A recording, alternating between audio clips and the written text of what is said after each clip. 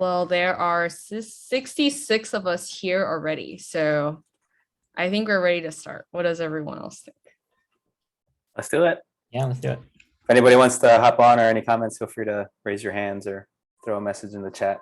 My preference is for everybody to be on and hot mics, but we'll figure it out. Yeah, I think everyone should be able to unmute and talk right now because everyone has permission to talk. So yeah, cool. Well, thanks everybody for joining us tonight for our short-term rentals workshop. I'm Stella. I'm the co-founder of Fractional. And for those who aren't as familiar with us, Fractional is a full-service marketplace for friends and investing communities to co-own real estate together. So whether you're a first-time real estate investor looking to break in, or you're an experienced investor looking to diversify, forming partnerships on Fractional is a great way to build your portfolio. And I'll spend some time at the end of our workshop going over how Fractional works in more detail, but at a very high level, we pretty much automate everything with creating and managing a partnership, from the LLC entity setup to mortgage financing, banking, bookkeeping, tax filings, to name a few. And without further ado, I want to introduce our guest speakers, George Lang and Danny Wong. And they are from actually one of our favorite investing communities, Subtle Asian Real Estate, SARE, which is a community that is created by and for Asian millennials who are passionate about real estate and real estate education. And George and Danny actually are friends who met through SARE, and together they now self-operate multiple short-term rentals in Tennessee's Great Smoky Mountains, while also having a full-time W-2 job and long-term rental portfolios as well. And their STR portfolios have been a really great success. They've had guests pretty much book within just hours of launching on Airbnb, and it's been consistently generating high thousands in revenue in each month. So super excited that we all get to work together on this today and have them share a little bit more about their wisdom. We'll mostly focusing on 5 main topics.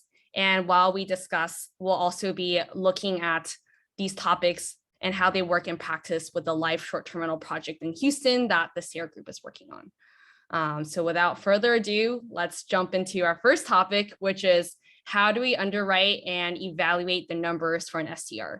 And the first question with that is, what makes a city or a neighborhood a good location to run an Airbnb? I'll pass over the baton to Danny or George. Yeah.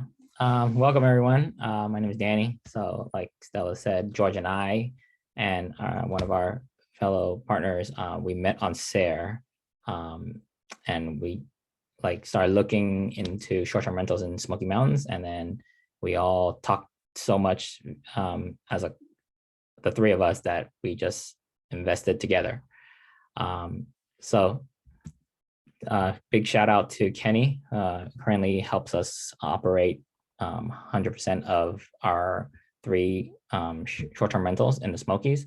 And then I got a separate one myself. So I'm currently operating out of Smoky Mountains as well, by myself. Yeah, so location, right? Location is key. What are the reasons? Like for Smoky Mountains is basically a vacation market. There's things to do for kids, for families, and adults who love to hike. So that's why we're in that market. For us, we are like the deal we're looking at right now. They're strictly in Houston.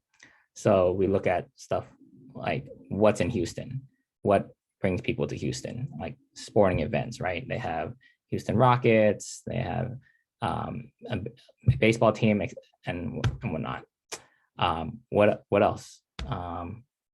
People can go vacation there as a city, a metropolitan atmosphere. There's conferences and yeah, good infrastructure in the neighborhood. So like easy to get to, restaurants, bars, and just stuff like that. That's great. George, anything else to add to that? Yeah, I think Danny nailed it. I just sent a message here in quotes, reasons to believe. That's a positioning, framing, marketing term here, but I think it applies to for at a higher level, like what region or what city that you're looking at, and then down to the neighborhood and the specific property or properties that you're looking at. You always want to give people a reason to believe when you're selling them something, right? So I think a lot of the things that Danny touched on are applicable if we're looking at urban areas. What's the infrastructure like? How easy is it to get into public transit? Are there things for me to do in the city as I'm there for either vacation or if I'm going for work? Is it an area that's easy to get to where I need to go, whether it's a conference or if I'm visiting my regional office, if I work for a conglomerate or a multi-regional location. And then for the destination, vacation destination areas, same thing. I think a lot of that applies, but your demographics probably looking for something a little bit different, probably less urban, less dense, and a bit more on, giving my space, giving my air, my outdoor activities. So yeah, coming back to reasons to believe. Awesome. That makes a ton of sense. I'm actually going to share my screen so we can see the proposal that the SARE group is working on. And I think the next major question people are going to have is, when they're doing underwriting and they're looking at the numbers, how do you, get to these numbers? How do you make these predictions, these estimates? So for example, over here, it looks like, we're estimating a lot of things around setup costs, utilities, all of that. What's a good framework for people to arrive at these numbers and these answers to do their underwriting? Yeah, I mean, you look at it this way. There's different ways to fund the loan, right? There's vacation home loan, second home loans, or investment home loans or investment loans. So you gotta talk to a loan agent to see like how your financials are, and then that way we can figure out if we can do 10%, 20%, 25%. Then definitely need to do setup costs. So setup costs is always about you're furnishing the whole property, right? Like you're basically thinking that is your home.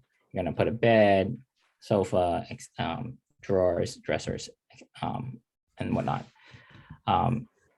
Then we can get those are like small stuff that we have to go through to buy, like just to buy the property and whatnot. Then we start looking at other stuff like utilities. You as a owner now has to pay for utilities. This is a little different from a long-term rental.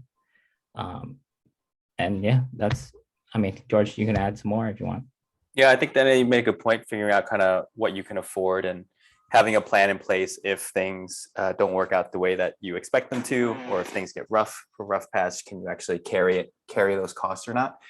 So if this worksheet looks familiar, is this the SARE one?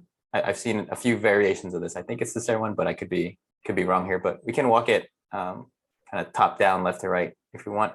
So offer price there, upfront contribution at the very top. You'll see that number.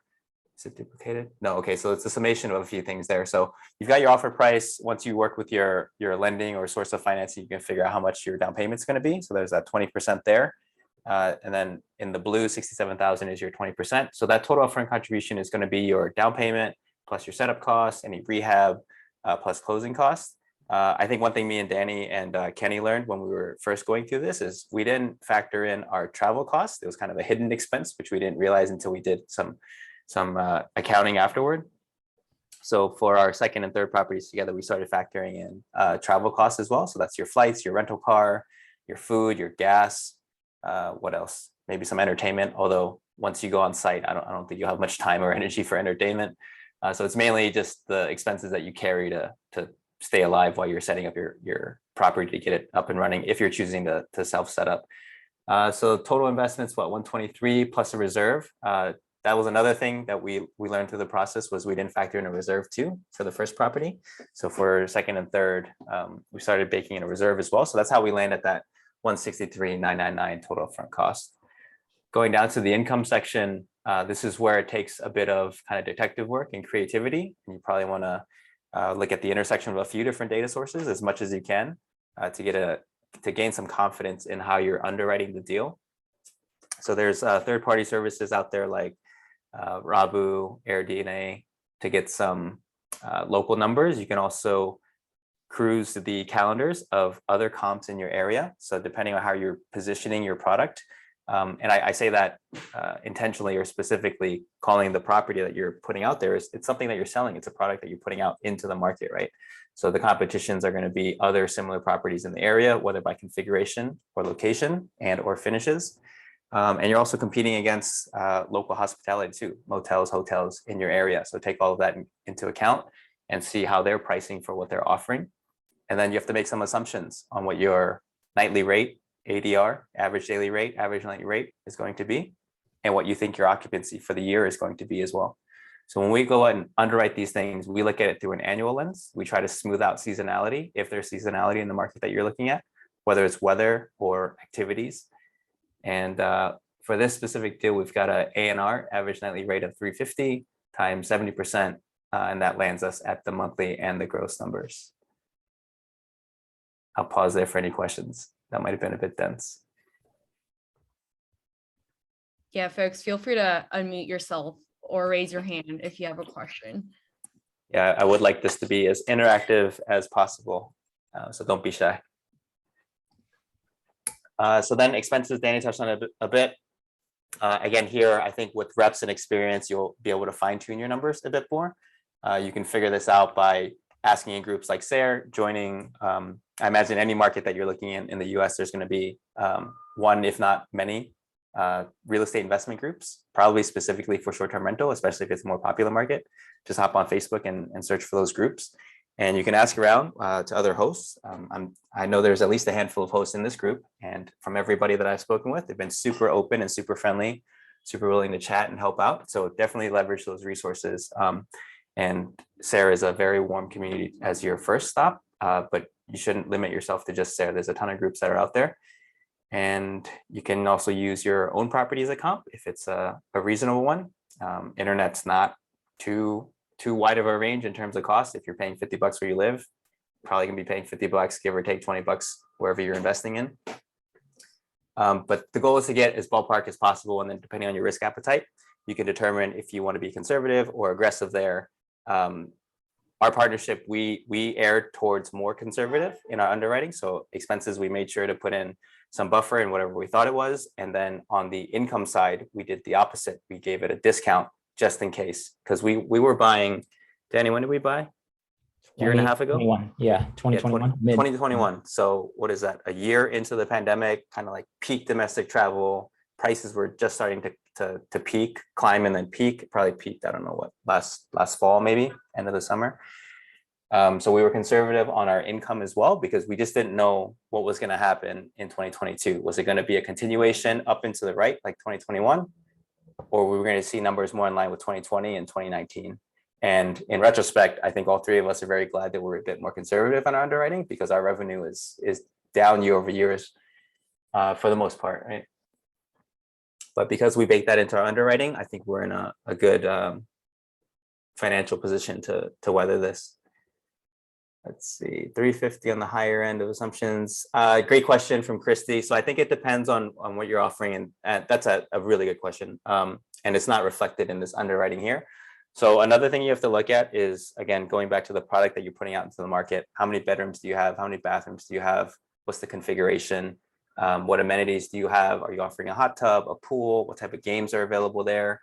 Or is it just a place that people are going to park their, rest their heads at night when they're going to spend outside of your house the entire time? What type of experience are you looking to give your guests? And then use that to go find comps. And then based on those comps, then you determine what your average daily rate is going to be. And then also that daily rate, I touched on this earlier just to kind of double click into this point. We underwrite on an annual basis. You can get a bit more granular depending on how your financial modeling skills are. You can model it out over a month and then average out at the end. We keep it simple because you want to analyze as many deals as possible, right? You want to get that deal flow going so that you're not kind of locking in on the first deal that you like. Ideally, you have many leads, and then you can choose from many options depending on what the market looks like. So make sure that average nightly rate is representative of your high and your low seasons. Don't underwrite just on the high season or just on the low season numbers. That's super helpful. Follow-up question on assumptions to make when we're looking at comps. I think with Rabu or AirDNA, there's different percentiles. There's quite a big range. What's a good way to really try to, identify what's closest to, what a potential project or how you're going to set it up, what that's going to look like. Can you want to take that one? I actually missed the question. I was responding to Sungho in the chat here. Yeah, actually, I missed it too. I was looking at Something about comps. I heard comps. right. Yeah, I was saying, I think for people that might not be as experienced when you go into Rabu, for example, there is quite a big range in terms of like different percentiles the comps are showing, a lot of fluctuation as well. So, how do you really like hone down what's a more comparable, number to look at? How would you structure something or set up something in a way that is going to be more reflective of what the deal is or what the project is actually going to look like? Okay. Yeah, you can compare. So on Rabu, data.rabu.com, you can enter that address specifically and then type in the number of bedrooms you have. Then you can, it spits out a list. So once you get a list going, you can go through each individual one and see what type of style that property can show you, right? And if you see one that commands a higher rate, like an average daily rate, then you're going to think to yourself, I can probably set up my Airbnb to look just as glamorous, just as good, so that we can command that rate. And then you can compare it to others, right? Like, why is this one getting such a low rate? Is it the pictures? Is it the furniture? Is it the style? Like, what does it bring to the table versus what you're going to do? So of course, you want your property to be one of the top tier ones. So you're going to like style it a little better, potentially hire a designer, right? Like for instance, for me, I hired a designer because I don't know how to design. So what I'm not good at, then hire out, right? So get the best of the best to elevate your property to command that type of like average daily night. I mean, did that touch what you're trying to ask? Yeah, I think so. At least it was helpful for me. But if other people have more questions related to that, definitely let us know. But I think what you were touching on definitely segues really well into our second topic, which is how do you differentiate your Airbnb property and have competitive advantage over other listings. So wanted to get you two's perspective on how you did that for your own Airbnb and things for other people to consider as well. Yeah. For mine, I didn't have a pool, but I had extra space. So what I did was I had a pool table, and then I like other people in the Smokies also had pool tables, but I needed a pool table for sure because I didn't have a swimming pool like other people. And since I had an extra room, I ended up putting in a theater room. Like I bought 6 lounger chairs so people can relax, lean back, watch a movie, and just putting extra amenities in there that can put yourself out there would help you be the best. So for me, I included a popcorn machine. I never thought I would buy a popcorn machine for myself for my own primary house, but I'm over here buying it for my Airbnb. So my guests can enjoy popcorn. Like I bought them like those bags, a plastic one that, the red and white design, and gave it to, or it's reusable. So then the guests can use it and sit there and watch a movie, right? That way I can have a better amenity than others. That's how I did it. Just giving your future guests a relaxation, like they feel like they're at home, and just if they can have that, then you can rate higher, and they'll review you give you a better review, and that's what you want. I love that. To add on to what Danny just said, from what I heard Danny just say, to me, a lot of it comes back to, again, what's your competition, right? So a lot of the stuff Danny mentioned, the differentiating factors, that puts him in a position where he's offering something that the competition doesn't offer, or at least he's at par. If competition is offering it, you want to be at least par, and then differentiating is what do you do above par? So Danny's got his activities, he's got his snacks that he does. One thing also, Danny, you mentioned about home. I think that's a great call out too, right? If people are traveling and they're renting from your Airbnb, they're doing it for an experience, the holistic experience of the city or the destination they're going to, the amenities that the city offers as well. But they also want the place that they're resting at night, that their family's staying at night, to be better than where they're coming from too. So if they're coming from a home where they're used to like Le Creuset pots, the place that they're renting from you for, if you're charging them $1,000 a night, they're expecting the same thing, right? J.A. Henkel knives, the cast iron pots as well. So these details, when you get into this space, these details do matter. Otherwise, you're choosing to be kind of like middle of the pack, and that can be fine too, depending on kind of, the state of the economy and supply and demand in the market that you're playing in. I would say 18 months ago when we first got started, that was completely fine. But to do well today and to survive today, at least in the market that we're in, that differentiation definitely matters. And all of it kind of snowballs into itself, right? So you offer a good product at a price where your consumers are extracting value or deriving value, whether it's real or perceived. And then that turns into repeat business potentially. It turns into good reviews. Those good reviews then feed into the algorithm of the OTA that you're playing in, whether it's Airbnb, VRBO, or something else, and that bumps you up in the rankings, and that gets you more bookings, and then more bookings gives you more reviews, and then that repositions your product, right? And that allows you to start charging more. You get higher occupancy rates as well. So all of this stuff, this process that I just described, all feeds back into itself, and it's stuff that you have to stay on top of throughout the entire process. Yeah, earlier I heard Danny mention, hiring a designer, a photographer. I think I've seen a lot more people get creative with how that experience pans out, and especially connecting that with digital marketing. So wanted to hear if the two of you had any insights around, potentially maybe honing the theme or something so it's more Instagrammable, more appealing to younger audiences. Any insights around that?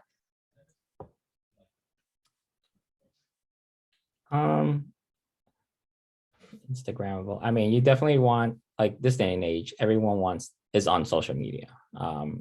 Like my older cousins, even my aunts, they're on social media. I'm like, whoa, okay. So they're gonna want to take pictures of anything in your cabin. So, like, especially putting a theme in your cabin, I think it sells. Like, for us, it sells well, right? Even getting a mural in your cabin or in a house, it sells well too. People are going to take pictures left and right. You're going to hashtag you, and that's what puts you on top, and move forward, right? I mean, what else can we say? Yeah, I think at this point we haven't gotten into that. I think there's definitely value there too, especially if we're of the belief that demand is going down. That's really where the differentiation of your product stands out, but also of your marketing as well too. So if you live only on Airbnb or VRBO, like, those become your demand generators. So I think the question is here, how do we like drum up more demand for the product, right? We haven't dabbled there yet. I guess we haven't had to, but I do think as a proactive move, I definitely recommend looking into digital marketing. So for those that aren't familiar about digital marketing, that's where your paid social comes in, your paid social media, paid advertising. So when you do a Google search, those ads, the first 3 results, how do you win, quote unquote, win, so that you're one of those top 2 or 3 results? And then affiliates is another option as well. So that would be like your influencers, and or whether social media influencers or bloggers. How can you partner together to get them to spread the word on your behalf?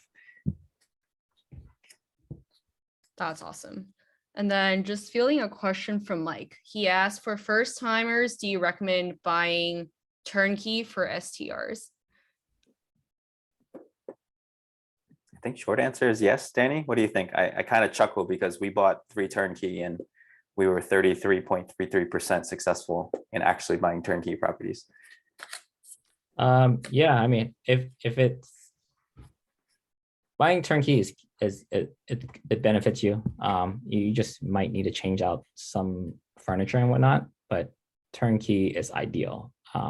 If you buy a new build, like it might take time to build, right? It might take 6 months to a year, and you're just stuck right now. But I definitely agree that buying turnkey is the best way to go.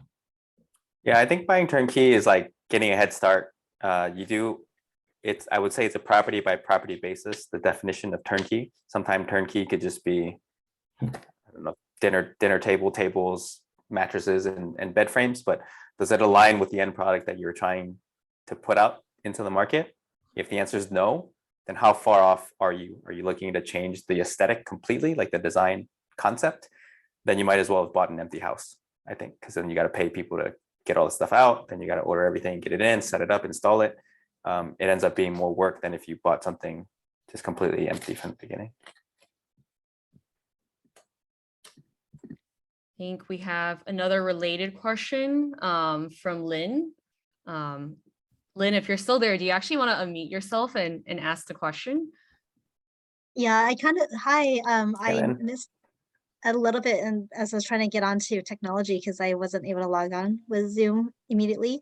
But for new STR, what would you consider in like the extras? Like, I think George was talking about in terms of the popcorn and the amenities like home, like how much extra do you have to put in? Do you determine based on ADR, or what's that determining factor?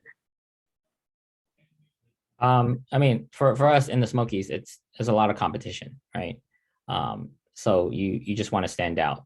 Like I put the popcorn in there because I when I looked at other properties in the area, some didn't offer any popcorn.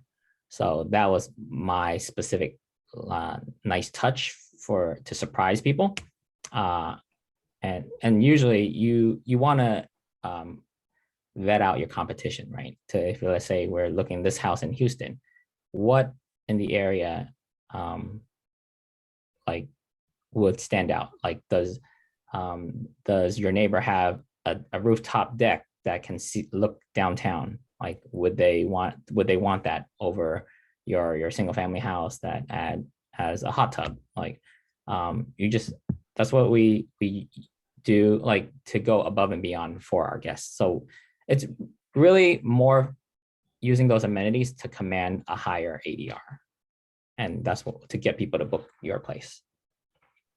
Yeah, I think to add on to that, another thing to think about is like, how does your project or your Airbnb compare to even hotels, for instance, especially if your property is on the smaller end, right? You're competing against also hotels and other Airbnbs, short-term rentals that are also on the smaller end. Then people would only want to pay higher if it does provide a more differentiated experience, something they can put on their Instagram, or something that they'll really enjoy if they're bringing kids and things like that.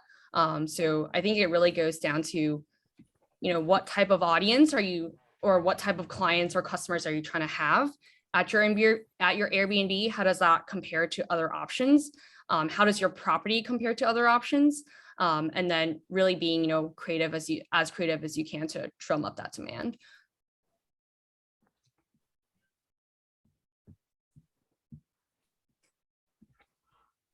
Let's see. Do you want to go through some more of these questions? I've been taking notes as these questions have been streaming in. Yeah, let's go through the questions just because I feel like they're all related to this topic. Yeah. So starting from earlier, I think there was a question about cash on cash return. So this is from Henry. In very simple terms, cash on cash return is how much cash am I getting back for all the cash that I put out. So if it cost me $100K to get into this property, everything, $100K out of my pocket, down payment, closing costs, setup costs, etc., and I get back $40K in profit per year, and that's a slam dunk deal. Like buy that all day. 40K back in profit per year, 40K divided by 100K, that's 40% profit per year. I would say that when we first started underwriting deals, that was possible. Definitely experienced some compression in the 16 months since we started, 18 months, whatever it is. Today, anything above 20, I would think that me and Danny would be comfortable going into. Not comfortable, we'd probably run into it. Okay.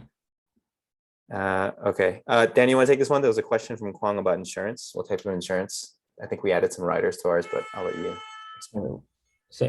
So what type of insurance are we getting? For these type of properties, yeah. So once you tell your insurance person that you're using this for an STR, your insurance does go up. Like is a heavy foot traffic, like people go in and out. People like even though they are renting a house, they do break stuff. So also like furnishings, like it gets insured as well. So for Airbnbs, if you tell them when you tell them that it's an STR, your insurance shoots up. Like it's definitely like over $2,000. A lot of people do get commercial types of insurance, so they're protected even more.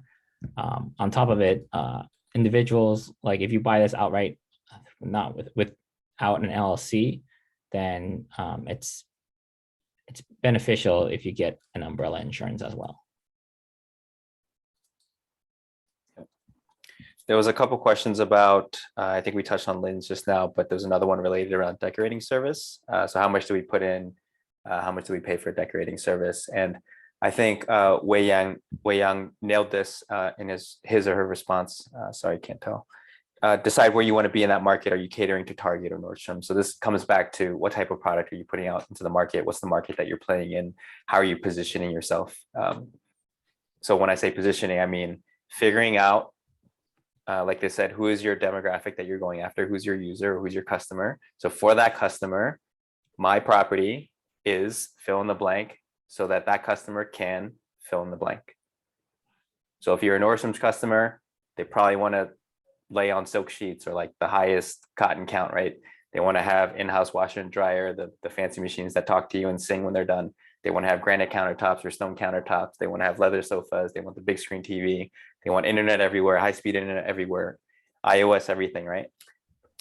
So that they can have an enjoyable stay and be comfortable and probably have a comparable lifestyle to what they're used to, and or whether it's that they live it daily or they save up every year and this is like the big shebang for the family that they go do. But this is on you to figure out who your target demographic is, and then in the market, is there enough demand from that target demographic in the market that you're playing in, and can you actually supply a product that's going to meet those needs? There's a question, Danny, want to take this one about contractor? How do you work with a contractor out of state? How do you pick one? How do you work with them? Yeah, it's just like any other. You interview them, ask them what they offer, and once you interview like 3 to 5, you'll get a feel for it. Like this one has extra, he offers extra setup or work, and this one can do it, or they tell you a story, right? And that's just like you interviewing for a job. They get to know you, you get to know them. So that's how we do it with realtors, cleaners, even general contractors. Like if they can do the job, you ask what goes into it. And once you talk to 3 or 4 contractors, you'll know what happens in that specific job. And you can question them about it, right? Once you question it, if they don't know it, then you can go back and question it to the other contractor, just back and forth, right? That way you're very well not versed in it, and you can make as long as you get as much data as possible, you can make a sound decision on who to use and work with them. So hi, I asked this question. I asked about your experience with the GCN. I honestly don't think it's that simple of a deal. Like you talking to 35 people, and I wish it was that simple. I get tripped over general contractors that are in my location, but it's a different story if you're flying to Houston and meeting different people. Is there any kind of knowledge you can share or key questions that you ask to the general contractors, cleaners, short-term rental property managers that you ask that you've kind of developed over, like your key questions that you ask?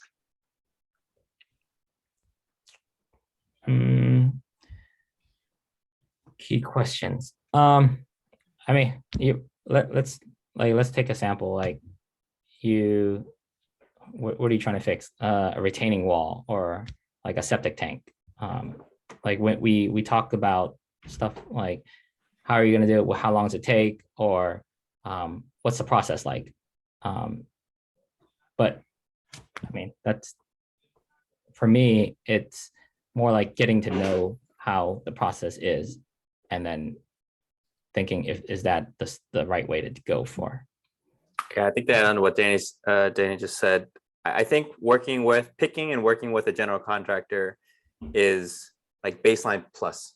So how you would do it in your backyard, I think all of that still applies. The plus part is now you're multiple hours away, depending on where you're buying and how long it takes you to get there. So then what do you need to make yourself comfortable in that delta there? So I think some of the comments that we're getting, like bonded insured, how do you pay your subs? How am I paying you? Like what's the draw schedule going to be? Like all that's table stakes in working with a contractor. Even if they're working on the house next door to you, you're going to want to know these things and get that figured out. So then you need to figure out, because they're out of state and you can't just go next door to look at the property, how are you going to be comfortable that that contractor is doing what they say they're going to be doing at the time they're going to be said that they're going to be doing it for the amount that they said it's going to cost for them to do it? And I think there's a few ways that you can do that. Before even kind of getting into contract with these contractors, you want to do your research, right? If assuming that you already have a property in hand, you have at least an agent or a seller that you bought it from. So that's a data source for you, potentially two, seller plus the agent. If there's property managers in the area, whether you're going to be using them or not, you can strike up conversations with them and get referrals, and then just keep getting out there and talking to people and cross-referencing every referral that you get. It's another vector, another data point for you to look at. So everything I just said also applies to cleaners and any other vendor that you work with. So yes, it can be challenging to get up and running and to build those relationships. Once you get them built, hold on to them and nurture them and keep them warm. Danny is based in California, so is myself, and our third partner is based in Oregon. Yeah, Oregon. Getting my cities mixed up.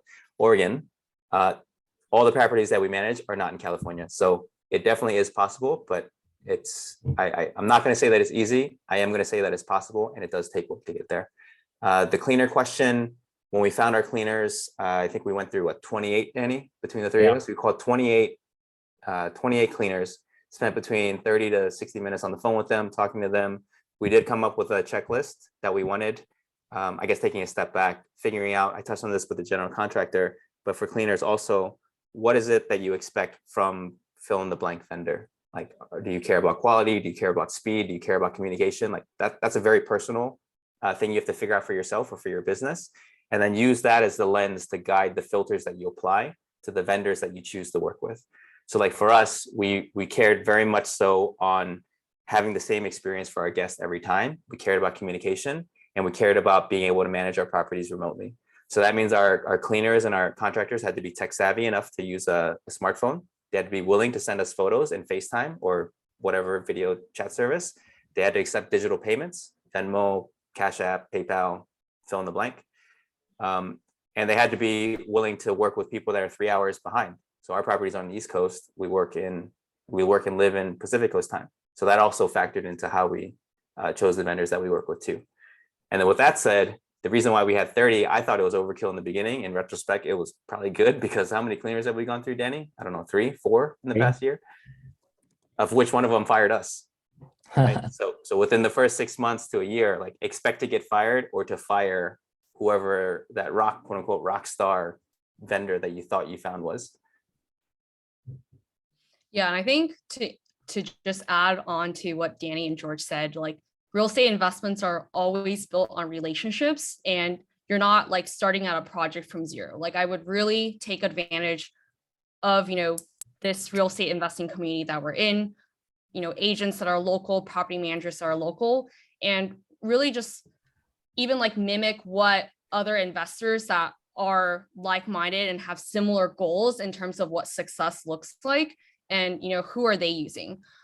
People that are more like DIY, wants to do everything themselves, versus investors that want to be a little bit more hands-off and rely on, their property managers to do everything. Those are two very different types of investors, and they're going to have different types of successful resources to launch that specific type of operation or that project. So I would definitely, make sure you're honing in and really defining, who you want to borrow resources and references from. Yeah, thanks for that comment and question. So it's a very real thing. We got lucky with our contractor in Tennessee, not so lucky with the cleaners. But you know, part of the game, I think we've been lucky to be able to continue to work with our GC. And because he's so good, he's incredibly busy now. I think we lucked out when we got the timing, when we got our properties. He was able to work on our stuff pretty quickly. And we started with a bit of a smaller job to kind of test them out and figure out what type of relationship this was going to be. And since then, we've used them on all of our properties since then. Also wanted to double tap on Erwin's comment here about checklist. Love checklist. I've got like the worst memory in the world. I've outsourced my brain to Google Calendar. Same thing with checklists. So figure out your checklist, spend the hard work figuring out the checklist, and then that can be used multiple times over, tweak it as you need to. And then also this inspector, I think that's a bit underrated. So this is ideally an inspector, your quote unquote boots on the ground. You want them to be a third party. You want them to be neutral. And yeah, have them kind of go check up on the work that the contractors do. If you want to have an audit of the cleaners that the cleaners that you hire for the cleans that they've done, you can send in auditors to do that. Just be mindful of what type of signal that could send to your vendors as well. And if they cross paths, what does that conversation look like? Awesome. I think Jason asked a question around if you're just starting out in real estate investing, would you recommend short-term rentals over house hacking, other channels, which I think bridges really nicely into our third main topic, which is, how do you think about short-term rentals versus other types of real estate investing, especially in, changing markets, potentially, going deeper into a recession. So I think it would be great if we can touch on that. How does a recession impact STRs, inflation, and how do we, recession-proof a short-term rental project?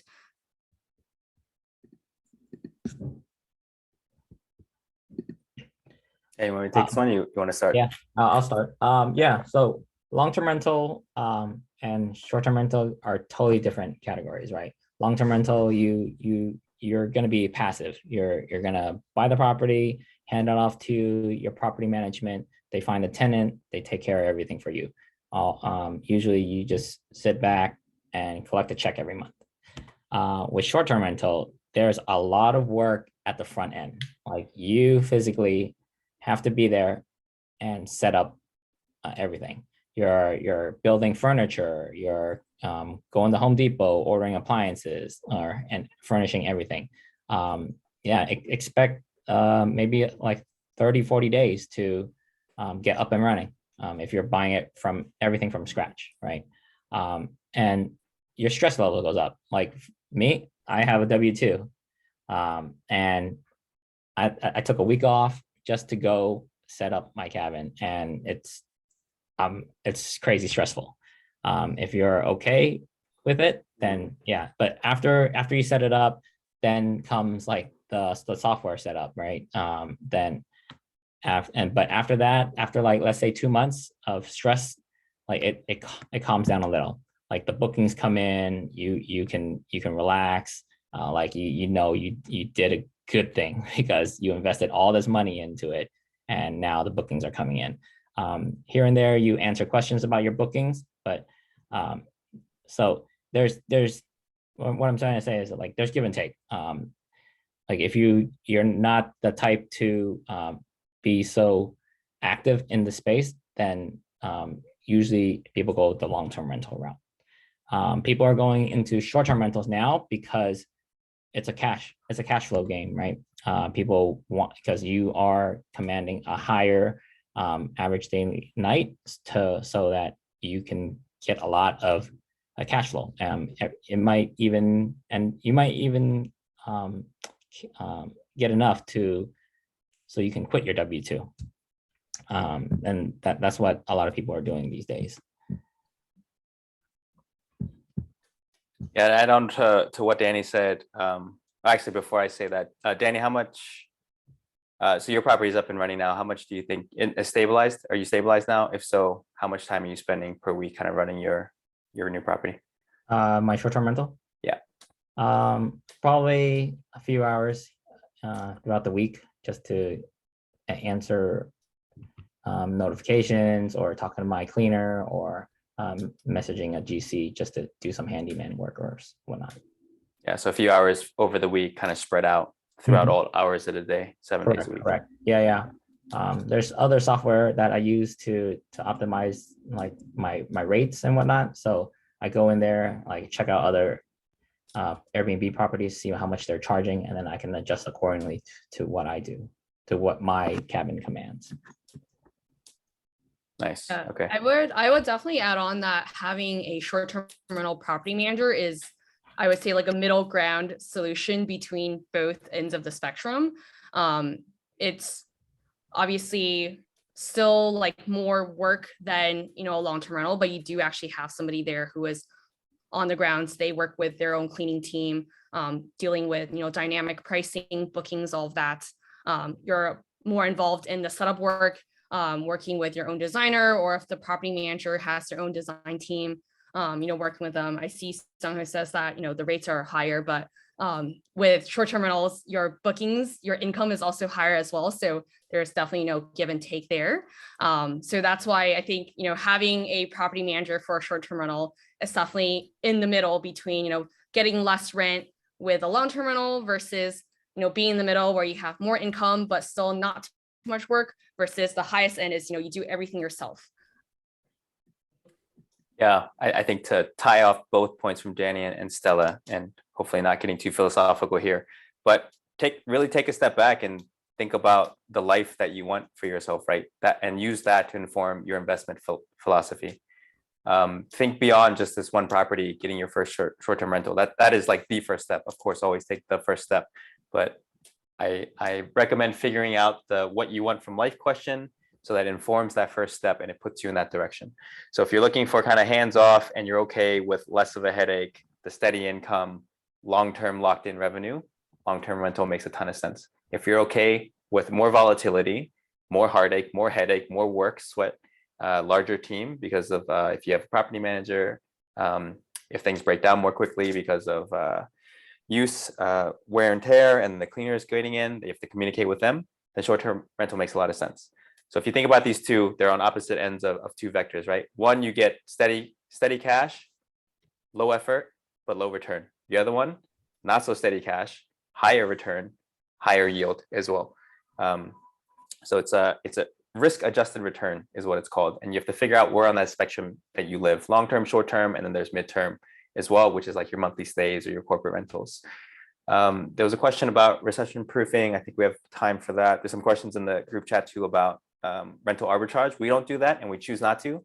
And that comes back to, again, our philosophy in life and our philosophy, our investment, which then informs our investment philosophy. So we cared about equity. When we went to the partnership, we wanted equity. So we decided not to do rental arbitrage. We wanted to capture any upside in owning the underlying asset. Now, if you're looking to replace your day job, rental arbitrage might make a lot of sense. If you don't have a lot of cash to put out, you can go rent an apartment or a property, rent a property, and then you have your fixed cost of whatever you negotiate with that owner or landlord. And then you capture any upside above that. So that's why it's called an arbitrage play. But for us, chasing cash flow wasn't the only thing that we cared about. Yes, we cared about that, but we really wanted the upside of equity gain. For the recession proofing, I don't know if there's really a way to recession proof an STR after the fact. I think this is something that you have to consider while you're going and entering into a market, entering into a property. What are the demographics in the area? What's kind of like the growth trajectory of the city? What are different, and this is all standard stuff too, right? When you're looking in a market, whether it's for short-term rental or for long-term rental, like what is the pulse of the city? What's the health of the city? Are there jobs in the city? Are there large tourist attractions in the city? As we saw in the most recent kind of like global shutdown in terms of travel and economic activity, it was a bit unique in that when global travel lanes shut down because of COVID, where are people what's the outlet for people that wanted to travel overseas to Europe, to Asia, South America? Where are they going to go? They have to stay within the US, right? So they travel in the US. So then that drives a spike in demand for rentals, which then drives a spike in demand for ownership. So that's what we saw over the past year. But now, and then this like gets into fiscal policy as well. But now with rising expenses across the board, supply chains have shut down, the cost of everything is going up. We're seeing inflation, cost of gas is going up. Well, then what do you think is going to happen if that family was planning to drive like 8 hours to get to your property for that one vacation they were going to spend per year, but now gas has gone up 50, 60, 70%. Are they still going to take that trip or not? So then this impacts demand, and then you start seeing that kind of ripple effect across the entire market that you're playing in, and then the larger US market in general. Prices start to come down, demand starts to soften, and then at some point your supply and demand equilibrium will net out. There will be a clearing price, and if you had underwrote the property in a way to factor that in, then you'll be okay. It's the ones that didn't, they were a bit more aggressive, they may have overpaid, they may have over leveraged, taken out as much loan to value as possible. And this is a hunch on my part. I think those would be the first ones that kind of feel that crunch and maybe already feeling that pain. And how do you think about like pure vacation spots versus places that could provide maybe like a plan B solution beyond just STR? Yeah, that's a great question. I think that's another great strategy too, to not necessarily recession proof, but to kind of get through and survive, right? So if your plan A is the short-term rental, it's because you want to maximize your income. In some of the markets that we're in, I'm a bit more weary if we can actually pivot out into a long-term play. This is in the Smoky Mountains. But for these kind of urban metropolitan cities, even if travel completely dropped out, like local people still need to live, right? People that are moving there for jobs still need a place to live. So what you have to think about, what are the attractions in your area that would drive people to want to live there, whether it's on a short-term, mid-term, or long-term basis? Are people traveling there for work? Is there corporate housing? Are there a lot of kind of offices in the area or within X minutes of drive of your home? What are the long-term rates in your area? So again, going back to the underwriting before even getting into the property, if you know what your costs are going to be per month and you know what you can rent it out long-term, in the absolute worst case, you put a long-term renter in there, and then it's just a math problem. What are your expenses? How much rent are you getting in on the top line? If there's a negative per month, are you willing to eat that negative per month? How long can you survive carrying that? Because long-term rentals are 6, 9, 12 months or longer, right? That makes a ton of sense. I think in the interest of time, let's just maybe do a quick check-in if people want to raise their hands and ask any additional questions. If not, we will segue into showing everybody how Fractional works and how we can all form a partnership together to work on more projects. Anything from anyone? When does the deal close and when does it need to be funded by? Ian asked a question. I'm not sure if that's for us. Lynn's asking for CPA tax attorney suggestions. Is there a CPA in the group? There is There's an attorney, right? Ronald in the group. I think his name pops up quite often for attorney. Tony is a great CPA in the SARE community as well. What's his last name? Tony Hoong, right? Yeah. Yeah, for the CPA question, got to Tony. I don't know if Ronald's like the resident SARE lawyer. Maybe I shouldn't send out his link. Oh, no, Ron, it does commercial real estate, but if you guys do regular, then that's Davis Yu. He's down in SoCal. You. Annie, you're still there. I ditch work and driving home in traffic, so entertain me for another 10 minutes, please. Nice. Also like to know CPA who does LTR and short-term rental. Tony can do it. Tony can do it. Yeah. I wonder if Danny, do you know if our CPA Anna invests herself? Yeah, I think she's trying to get in on it. I'm not 100% sure. She doesn't talk about it on her social media, so I don't think so. I know another guy named Ryan Bach, Bakke. He is in, I think he's trying to get his first one. So he's pretty well known in the STR space. Like he's done a couple at conferences and probably video calls about short-term rental as a CPA, what he does, his services as a CPA. Yeah, they're pretty well educated in that space, and they can guide you through what to do. Amazing. And yes, Lynn, we'll send out the contacts. So hopefully everyone can see my screen. This is the Fractional platform. I'm going to start out on the homepage. And for those who aren't part of the SARE community already, you can definitely find our invite to join. We'll also have for folks that aren't in it, I will share this out broadly later as well. Once you click into the SARE community, you'll see proposals. So these are live projects that different members in SARE are proposing to the community and looking for other members to join. So this one in Houston is the one that I screen shared earlier. In terms of how it works, it's really easy. Just 4 main steps. Right now, we're in the intro step where we're all coming in together, discussing, learning, looking at things together. And looks like we're doing really well. So this will move on to the funding step later where, just like a normal real estate transaction, you'll put your earnest money. We'll form the LLC entity. Fractional will handle all of that, business banking, getting the mortgage financing done, all of that. And this particular project is expecting to close the end of July. And after that, I'm actually going to show people an example of another partnership that was also part of SARE as well. So after that, pretty much everything back office kicks in. You're able to pay, directly on the platform in terms of any sort of capital contributions, your initial payment, any sort of capital call later on if there are major expenses. You can see a full ledger of the business banking account behind the LLC. So all of the money movement, the income, the expenses, all of that. This just takes a little bit of time to load. So if I go into June,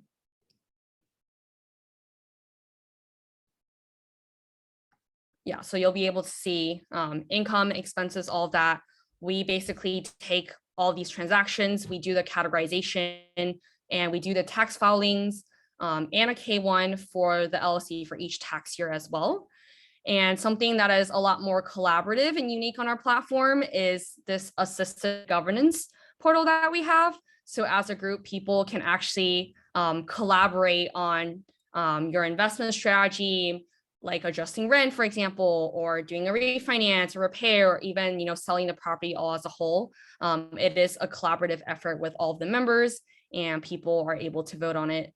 So over here, you can see for this group, we all decided on increasing like month-to-month rent, adjusting rent for a quad. This was for a portfolio project, so not a short-term rental. So yeah, that's basically how the platform works all as a whole. We really, automate everything with creating a partnership and managing the operations of a partnership afterwards. So abstracting away all the complexities and giving everybody all the benefits of direct ownership in a fractional sense. So you can, truly learn by doing, have a lower cost of entry. If you're, breaking into real estate investing, you can pair along with other investors, other seasoned ones like Danny and George, for example. And if you're an experienced investor, I think this is also a really great opportunity to give back to the community, lead a project, be able to diversify, and, expand your buying power and own more and build your portfolio. So yeah, I'm really excited to work on this Houston project with everyone here as well, and more deals in the future. We'll do a quick AMA on why you should not set up your own LLC and work with your own. Oh my gosh, I just had like PTSD memory, Danny, we're still going through this now. It's July. When was tax season? April. We still haven't filed taxes yet for our LLC just because it's been taking so long to get bookkeeping figured out properly, get that over to the accountants, figure out paying the accountants, and then getting K1s from them and getting it filed for the way that we set up our legal entities, multiple legal entities. Like we have layers of legal entities. So we had to figure all that stuff out as well.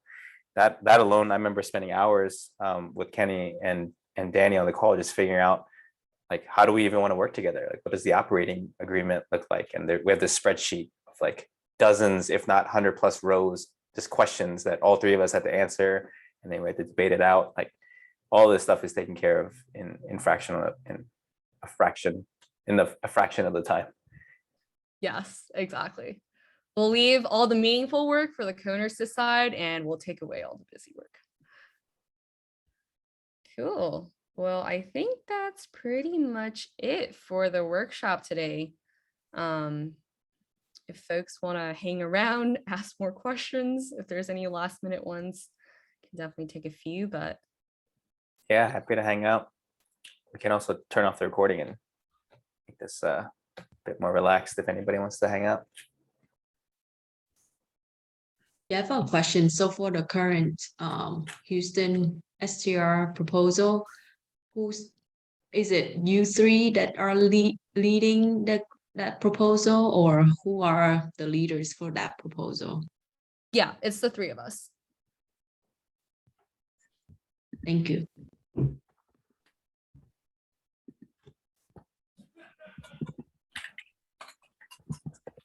Thank you all for putting this on. I just have a question for for Fractional. If we're like a property manager or if we manage STRs, how can we get on the platform to kind of partner with people after the deal closes? That is a great question. Let's talk about this offline. We are looking to build our preferred partner network. So whether you're a property manager with short-term rentals, long-term rentals, you're a real estate agent that works with investors, we love to work with you to serve all of our investing communities and our clients. So Victor, I will reach out to you after the call. Sweet, thanks.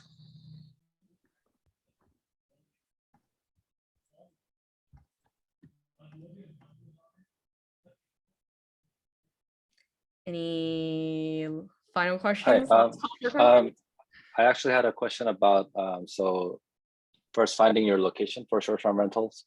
And I realized that there are some locations that have restrictions on short-term rentals, whether it be like the number of rentals that you can have or like the property types that you can have. Like for example, Seattle doesn't allow condos to build or condos to do short-term rentals anymore, other than the ones that have licensed in the past already.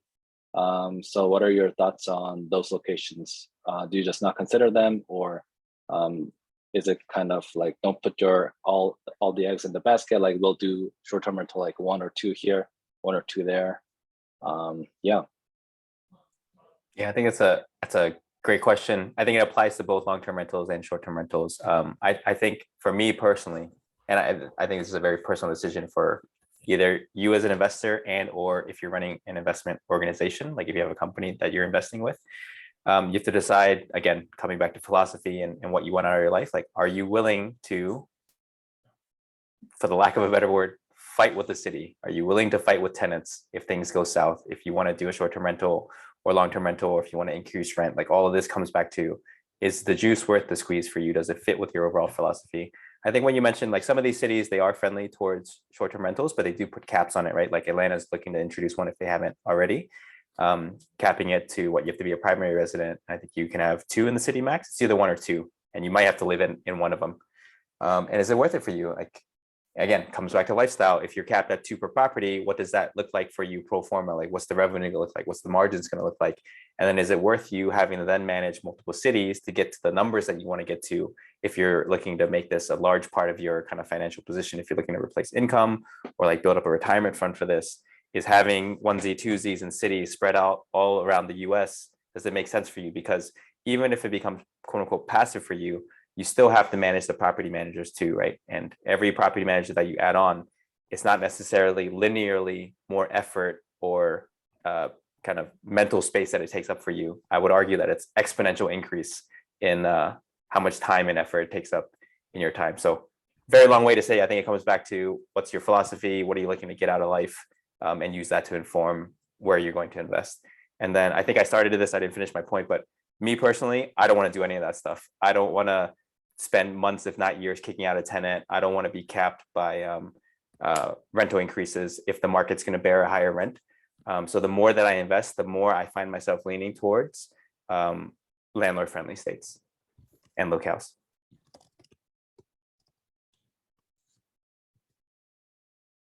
Thanks, George.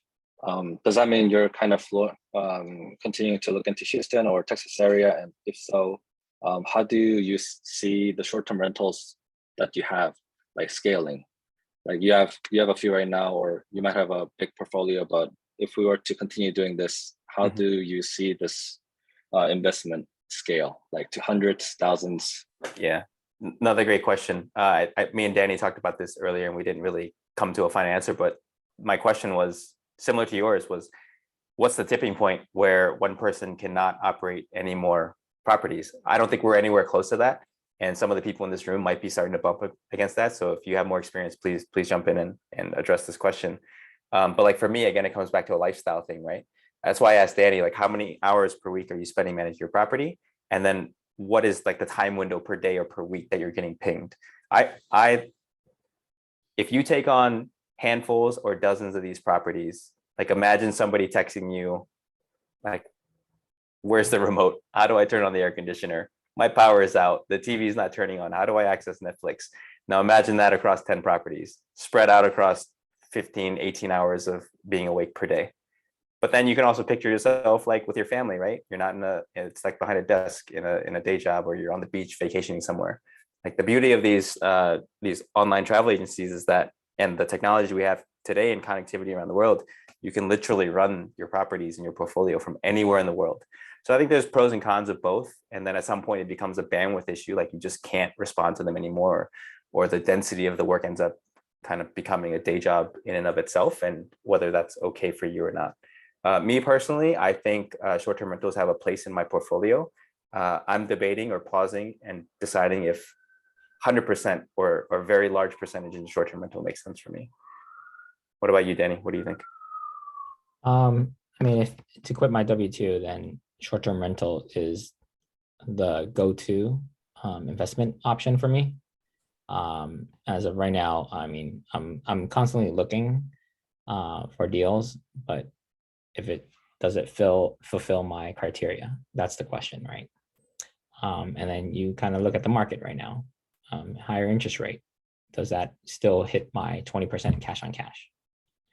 If it does, okay, we can explore more. If not, then let's move on.